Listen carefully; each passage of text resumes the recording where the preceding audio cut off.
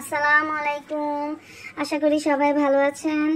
তো আজকে আমি আপনাদেরকে মুরগির মাংস দিয়ে লাউ রান্না করে দেখাবো। আসলে এই গরমে আমাদের শরীরের জন্য লাউ খুবই উপকারী, এটা খেতে অনেক ভালো লাগে। তো প্রথমে আমি লাউ কেটে নিয়েছি। আমি দেখতে পাচ্ছেন কীভাবে লাউগুলা কেটে নিলাম।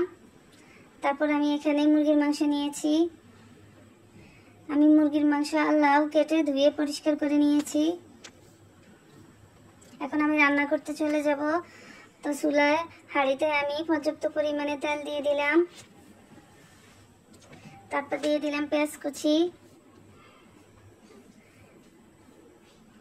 আমি পেঁয়াজ বেশি একটা ভাজবো না, হালকা একটু ভেজে নিব।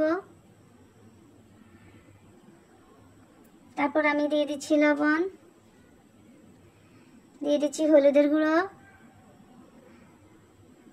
তারপরে দিয়ে দিলাম মরিচের গুঁড়ো,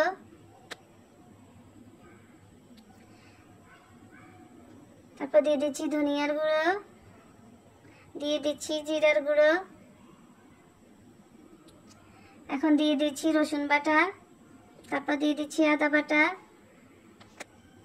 এখন একটু মশলা নেড়ে চেড়ে নিচ্ছি। তারপর আমি এখানে একটু পানি দিয়ে দিলাম।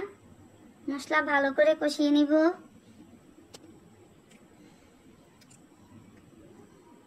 মশলা যত ভালো করে কষাবেন ততই আপনার রান্নার টেস্ট ভালো আসবে।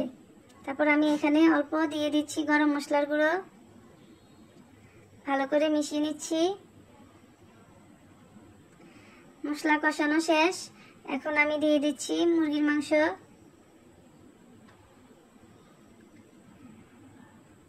ভালো করে নেড়ে ছেড়ে দিচ্ছি। আমি প্রথমে মাংসটা ভালো করে কষিয়ে নিব। আমি প্রায় 15 মিনিট মাংসটা রান্না করে নিয়েছি। মাংস থেকে যে পানিটা ছেড়ে দিবে ওই পানিটাই আমি ভালো করে কষিয়ে নিয়েছি। তারপর মাংস কষানো শেষ। এখন আমি দিয়ে দিচ্ছি লাউ।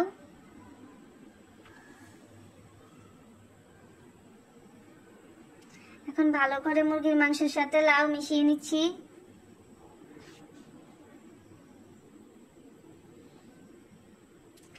তারপর আমি ঢাকনা দিয়ে ঢেকে প্রায় 10 মিনিট রান্না করব। লাউ থেকে যে পানিটা বের হবে ওই পানিটা দিয়ে আমি মাংস আর লাউ ভালো করে কষিয়ে নিব। তারপর আমি এখানে দিয়ে দিচ্ছি পানি। আমি বেশি পানি ইউজ করব না, যেহেতু লাউ থেকে যে পানিটা বের হয়েছে ওই পানিটা দিয়েই লাউ 80% সিদ্ধ হয়ে গেছে, এজন্য আমি পানি কম ইউজ করলাম। তারপর আমি ঢাকনা দিয়ে আরো 10 মিনিট রান্না করব। ফিরে আসছি 10 মিনিট পর। তারপর আমি এখানে 3টি কাঁচামরিচ দিয়ে দিলাম।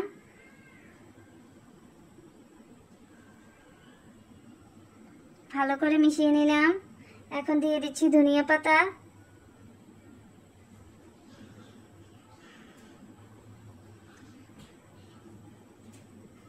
এটা খেতে খুবই ভালো লাগে, আপনারাও বাসায় ট্রাই করবেন। কেমন হয়েছে জানাবেন। এই লাউ আর মুরগির মাংস খেতে খুবই সুস্বাদু, শরীরের জন্য উপকারী। আশা করি সবাই ভালো থাকবেন, সুস্থ থাকবেন। আল্লাহ হাফেজ।